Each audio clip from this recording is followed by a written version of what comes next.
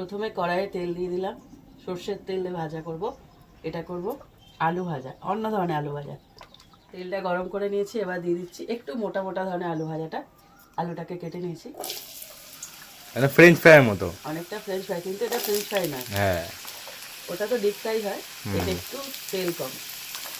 কিন্তু এই ধরনের আলু ভাজা খেয়ে দেখো ভালো লাগে, ব্যাপক লাগে বেশ। একটু ডাল নেবে আর এরকম আলু ভাজা নেবে, ব্যাস আর কিছু লাগবে না। আলুটা কিছুক্ষণ নাড়াচাড়া করে এর মধ্যে দিয়ে দিচ্ছি লবণ স্বাদ মতন,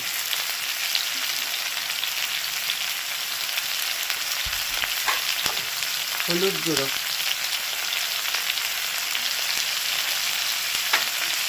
এটাতে মেন যে টেস্টটা পাল্টাবে সেটা হলো চিলি ফ্লেক্স। খুব ভালো লাগে খেতে। ঝাল ঝাল ব্যাপক লাগে বেশ।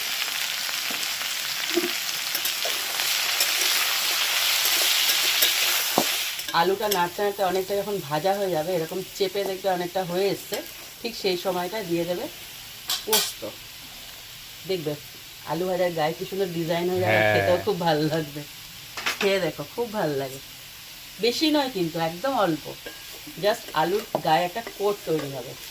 এই দেখো ওটা সুন্দর কোটিং হয়ে গেছে, দেখতেও কি সুন্দর লাগছে না। আলু ভাজাটা পুরোপুরি হয়ে গেছে, পোস্তগুলো দেখো ভাজা ভাজা হয়ে গেছে, যেহেতু এটা কাঁচা পোস্ত একটু হালকা ভেজেও নিতে হবে। আর আলুগুলো দেখো কালার পাল্টে গেছে, তৈরি হয়ে গেল মোটা মোটা আলু ভাজা। এটা হলো পোস্ত আলু ভাজা, খেতেও মারাত্মক। খেতেও খুব সুন্দর। আর গায়ে চিলি ফ্লেক্স আছে না, হ্যাঁ। তো হালকা ঝাল টেস্ট আসবে।